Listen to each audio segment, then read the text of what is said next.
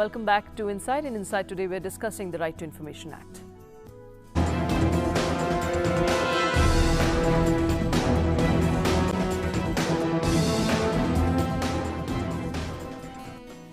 Right, so most important questions here, whether we have enough infrastructure built in every part of the country to deal with the entire system of providing or disseminating information or not. We have certainly the information commissions even at the state levels.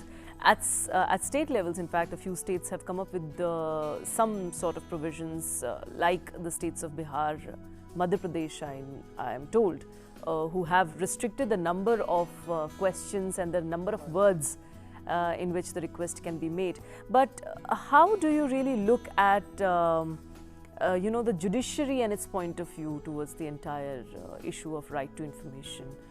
It doesn't really want to be a part or come under the purview of the law. In fact, there is one case pending which Central Information Commission decided to they ordered to provide the information to the applicant, but the order was CIC order was challenged in the Delhi High Court.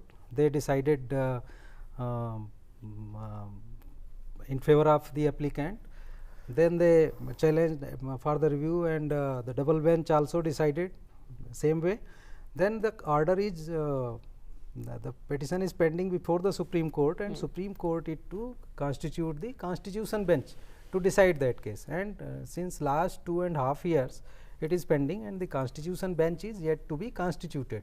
So it's pending before Honorable Chief Justice of India. So the Prime Minister also made a little mention about it. In fact, on this Prime Minister said another thing, which recently there was an order that 50% posts of the information there must be double bench, one from other background, one from judicial background, former Supreme Court judge or former Chief Justice of High Court. So that is another order, and Prime Minister what he said today that government will go to review of this order. That is another case. So the government has already decided to file a review against that order. But here, coming to you, Professor Ansari, what do you think is the need of the hour? We mentioned about 2-3 crucial areas. One being monitoring, enough monitoring and review of the entire system, maybe at the Information Commission's end. Do you think that's a very crucial area? And how exactly should we address the issue of pendency? It shouldn't become a case like we have even in the judicial system, where there are too many cases lying pending. But how do you think that these two particular areas can be addressed? Well, I will come to these two points that you have raised, but I would also like to say what Yadav have also raised about the judiciary.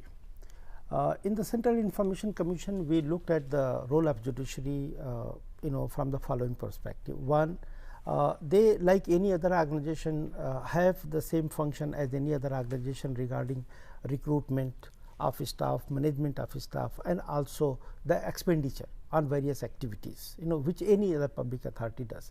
The other part of the function is the manner in which they decide an issue.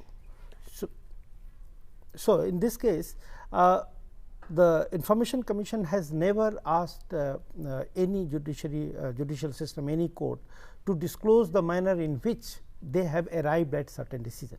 But as far as the administrative and the financial functions are concerned, where there is an alleged corruption, that is to be disclosed. So that is an approach, and therefore all the judiciaries, all the courts come under the purview of the RTI Act. Now the problem arose when one Delhi High Court took a decision and said that the information commissioners should not pass decisions singly. They could not constitute a single bench, but it has to be double bench. Then that created some problem, and they struck down the CIC's regulations. Under this regulation, to fasten the process of disposal, because also, as I mentioned to you, large number of applications were frivolous, or they could be easily passed a judgment, so single commissioner can do that. So the regulation was struck down, and therefore it required the Central Information Commission and other commissions to constitute benches. But at the same time, Patna High Court and probably also the Bombay High Court passed another decision separately, saying that the single benches are okay. I mean, there was so there was contradiction between the high courts itself. That's right. Now, again, recently the Supreme Court had passed another judgment in which they have recommended for a reservation of seats. Even the Information Commission also prescribed certain qualifications also. That is what something that has been now challenged, and the government has gone for a review of this decision. That's right. And we have commented that probably that was uncalled for, and it was not justified because the act in itself is complete. Yes. Now, coming to the issue that you raised, how to reduce the pendency. We have been discussing that if there is a more awareness among the people, and also the public authorities, if they perform and carry out their obligations properly in terms of disclosure of information, in terms of timely disclosure of information, and responding to the RTI application, and at the same time providing education training that we have been talking of, then that will expedite the disposal process, and also it will not invite unnecessary RTI applications, because it is encroaching on the cost on the time of the public authorities. It also has the cost implication that can also be addressed. But sir, this will happen only in due course of time, provided the public authorities. There is another crucial issue, that is the victimization of the applicant to an extent that has to be arrested. There are about a dozen or more cases of murders of the RTI activists. How do you think that we should approach this issue? We know about the Whistleblowers Act, which is also supposed to provide some sort of a cover. Yeah, in fact, the murder is a crime, and there is already Indian Penal Code.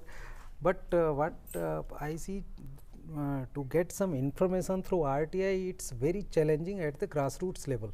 If you ask some information from the collector, from the local police station, from the revenue office, it's very difficult and challenging, because and local mafia murders the applicants. But here,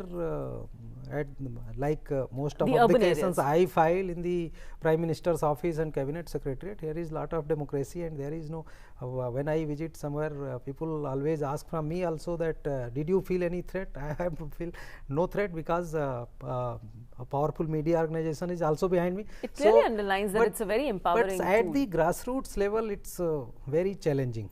It is very challenging. Yeah. Well, my view is that the murder of RTI activists, this is a law and order problem, and should be taken that way only. But my advice since beginning has been that any information that is sought which you think is very sensitive, so individuals should not come forward, rather they should make a joint application, a collective application. Maybe the local NGOs may come together so that no one will be the single enemy, because there is a. You're saying that prevention here is exactly better than can take place. I mean, what one can do is put up application jointly, or put up and ask for information through certain NGOs, so that an individual is not identified. Otherwise, it could also be because of the rivalry, because of the rivalries, one is using RTI Act to you would still favor the Whistleblowers Act to provide this kind of a protection. Why an individual should be afraid of filing an RTI when it happens to be his right? Well, the whistleblower will largely protect those who are already in the government job. They are that is for the insiders. But as far as the RTI is concerned, any ordinary person who is not associated either with any civil society or with any governmental is not a governmental functionary, a person even on the road can put up an RTI application and ask for it. That's right. So this Whistleblower Act is something different, that is about exposing corruption within the public authorities. But what happens to those who are living in the rural areas and they are deprived of some of the basic facilities, say for example the phone, or if the panchayat is not properly functioning, is not giving any benefit. So it helps those people who are not associated with any governmental organization. Okay, so the bottom line is that this act is certainly empowering, but the accessibility has to improve, and of course monitoring and ensuring that to an extent the review is done of this act from time to time is very, very crucial. Thanks very much, gentlemen, for talking to us. Quite a pleasure having you here. So that's all we have for you in this edition of Insight. Thanks for watching. Goodbye.